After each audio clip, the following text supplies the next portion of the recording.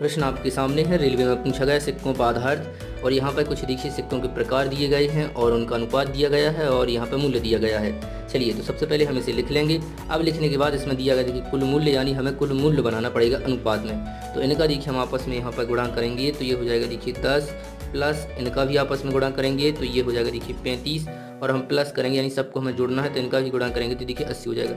इन सबको जब हम जोड़ेंगे तो ये हो जाएगा देखिए 125, और जबकि इसका कुल मूल्य कितना दिया गया है, टोटल दिया गया देखिए 1250। तो हम 1250 जब इसे हम काटेंगे तो ये कटेगा देखिए यहाँ पर 10 बार में। पूछा गया है 5 रुपए के सिक्कों की संख्या बताइए, तो 5 रुपए के सिक्कों का अनुपात कितना दिया गया है, 7। तो इस 7 का गुणा हम इसमें कर देंगे तो करेक्ट आंसर आ जाएगा देखिए 70। तो देखिए 5 रुपए के 70 सिक्के होंगे।